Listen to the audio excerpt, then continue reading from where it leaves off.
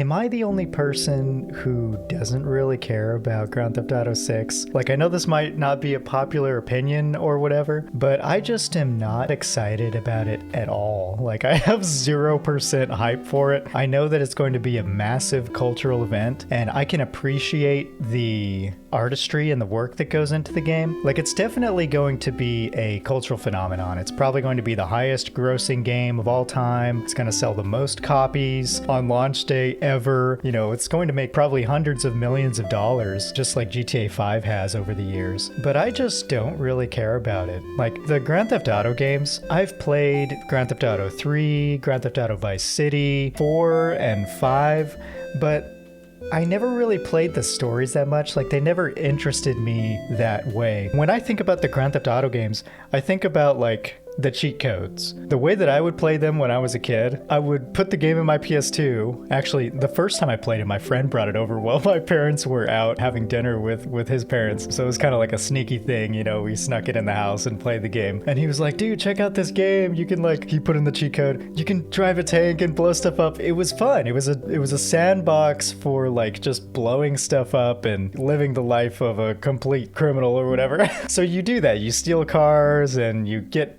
weapons and you just, like, blow everything up. And that's what the game was to me. I mean, I played some of all of the campaigns. I played probably the most of Vice City. I almost got to the end of that campaign, and I didn't get GTA 5 until, like, a couple years ago. So it had already been out for like 8 years or something. But whenever I sit down to play those games, I don't like being the bad guy, so it's really hard for me to enjoy it. Like, I even had a hard time enjoying Red Dead Redemption 2 when I first started playing that game, because as Arthur, I'm not going to spoil the ending if you haven't played it because it's incredible. You start the game as you're part of a criminal cell, right? You're like vagabonds just living outside the law, clinging to the old Wild West, but times are changing.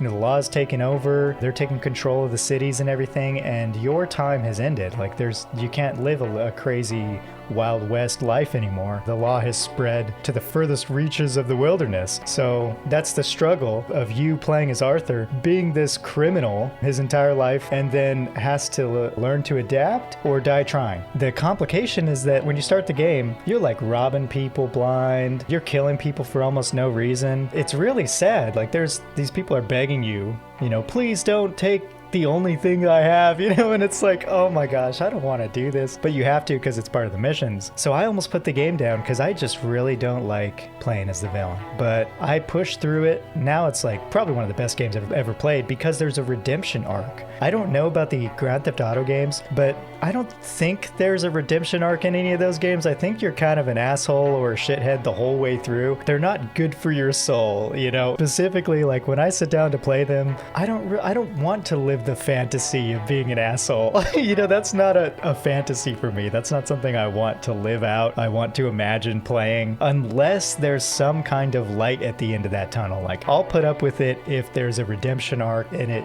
really communicates deeply to the spirit of the story and develops the character and everything. But yeah, the Grand Theft Auto games, man, I appreciate the depth of work that goes into them. Like, obviously, it's probably one of the best sandboxes ever made, what with the physics-based driving and flying out the window at high speeds and stuff like that. You know, it's very fun. It's fun to play because the controls are so tight and you just feel like you can do anything.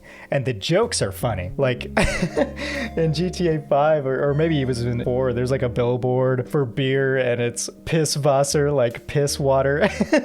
They're just on point. And I remember listening to the radio. The talk shows were hilarious. They're just completely unhinged, and usually the soundtracks are pretty good, like for Vice City. Really good soundtrack. But the driving is the best part of those games. But I know a lot of people who play them. I'm not trying to dunk on what you like. You know, that's not that's not what I'm saying. I'm not saying that they're trash games or anything like that. That's stupid. That would be really dumb for me to say that, and for anyone to say something is dumb just because they don't like it. But yeah, I'm just not excited. Am I the only person? Like, I just don't care. I have 0% care for those games. So The thing is, I know people who play them, and we're gonna buy a copy because my wife used to play GTA 5 online a lot. She's really good at it, so she's probably gonna get GTA 6, and that's totally cool, you know? I mean, if she wants to play, then I'll play with her, but personally, I couldn't care less. I couldn't care less about Grand Theft Auto 6. I'm sorry, Rockstar. But yeah, that's about it. That's all I gotta say. Go play a good game, be kind to one another, and delight in